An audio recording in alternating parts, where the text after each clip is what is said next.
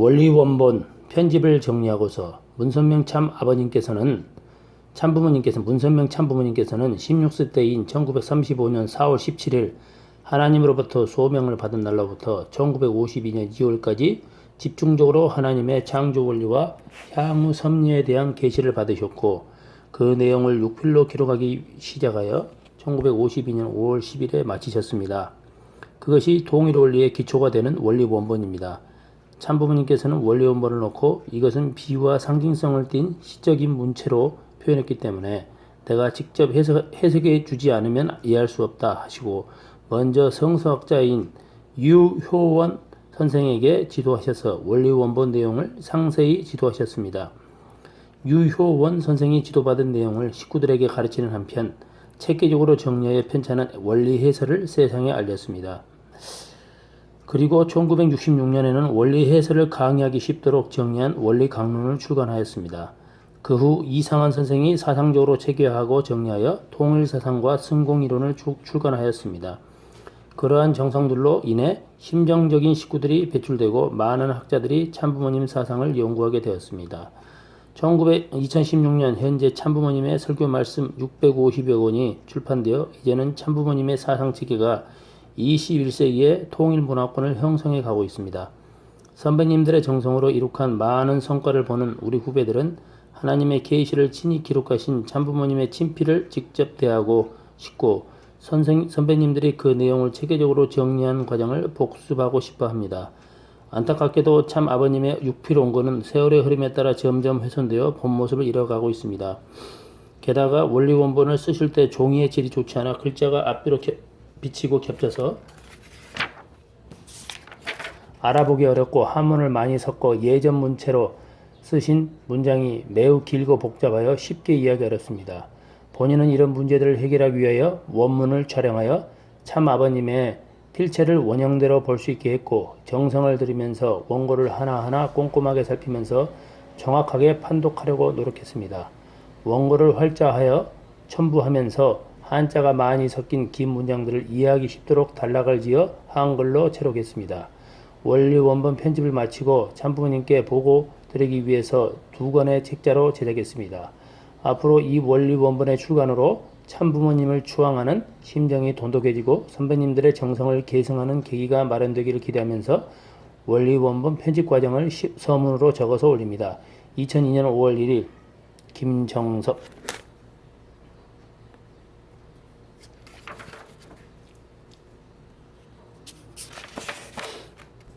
하나에서부터 전 존재로 태초는 곧 하나님이시다. 이 하나가 곧 태초의 근본이다. 이 근본이 곧 하나님이시다.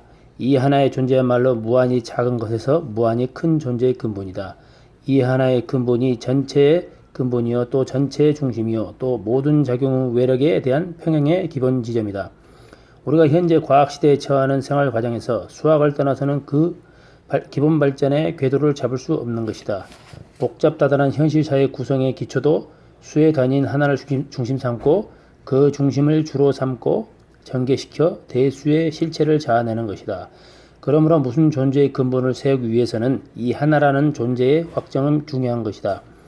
이 하나의 존재가 결정되면 하나로부터 점차 수의 요소를 더하거나 빼거나 혹은 서로 합쳐서 나아가는 데 발전이 있는 것이다. 그렇다면 모든 사물의 근본을 유추하여 추측하려고 할 때 하나 되는 단위적 근본이 중요한 요구사항이다. 이와 같은 결정은 우리와 중요한 관계를 시작하게 하는 외부 동작을 결정하는 기본적 원인이 되는 것이다. 이 근본이 곧 외부의 동작을 자유궤도로 옮겨주는 중심점이다. 이 중심점이 공식의 근본 단위이며 다른 사물체에 비춰주는 제1의 존재이다. 이 존재로부터 제2 존재까지 도달케 하는 결정적 기본점이 되는 것을 알 수 있다. 그렇다면 이 제2 존재의 요구는 제1 존재의 결정적인 단위로부터 끊을 수 없고 제1 존재에 관련되어 점차 늘어나는 수 단위라고 할 수 있다. 이와 같이 기본 단위의 수로부터 무한수까지 도달하기 위해 진급하는 과정의 표시를 공식이라고 한다.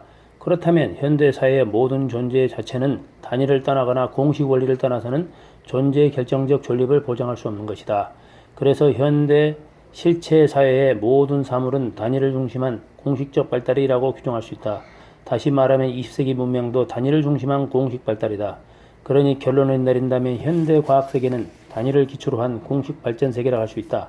그래서 사물의 존재를 인정한다면 근본 하나의 단위로부터 증가한 수적 단위까지 수평적으로 일관된 노정을 이탈할 수 없는 것이다. 이 수평선 방식이 각 단위의 공통도 된다. 그래서 이 노정의 어느 한 부분에서 좌우를 혹은 상하를 잡아서 자기 존재를 결정지을 때 자기는 독립적 존재와 같이 느끼지만 사실은 왼쪽과 오른쪽, 위아래가 존재한다. 그렇다면 자신의 왼쪽과 오른쪽의 존재와 또는 상하의 존재에 대하여 관련을 맺을 때는 좌우나 상하도 그에 따라서 간접적으로 정립하게 된다. 그래서 지금 자신과 하나를 중심 삼고 고찰하려고 할 때 나 아닌 다른 존재의 확정을 먼저 필요하게 된다. 이렇다 보니 자기 하나가 공식의 근본 단위가 된다. 이것이 필연적인 조건이다 보니 우리 인생은 곧 나는 어디에서부터 자리 잡아야 하는지에 대한 것이 중요한 문제이며 의무적으로 풀어야 할 숙제이다. 자기 자신이야말로 이 과제와 의무를 다하는 근본 단위라는 실체를 알게 될 때 다른 것에 대한 근본 사실적 단위도 역시 관련적으로 해결되게 된다. 이러니 만유에 있는 존재물 또한 이러한 공통적 절차와 공식을 넘어서는 도저히 존재할 수 없다. 이 공통 방식의 길은 평행의 길인 동시에 결정적으로 어떤 존재에도 기본이 되는 안정적 초점이다. 이 한 점에 도달해서만 단수하나 곧 나로부터 대수 즉 다른 것에 영향을 주는 근본 원리가 해결되는 것이다. 이 해결을 완전히 받았다고 볼 때 그 자체는 무한한 다른 것들에게까지 직결되어 있는 자기 사명을 다했다고 할 수 있다. 만약에 이 사명을 감당치 못하였다고 하면 큰일이다. 그렇게 되면 자기는 물론이고 다른 것들에게도 필요할는지도 모르는 것이다. 그런데도 기본적 구성 요소인 자기 자신을 상실하면 그 때문에 전체에 미치는 좋지 않은 영향도 꽤 커지지 않겠는가. 할렐루야 아멘. 문선명 참부모님이 재림메시아 구세주시며 후계자는 상속자 대신자는 문형진 이대왕입니다. 감사합니다. 할렐루야 아멘.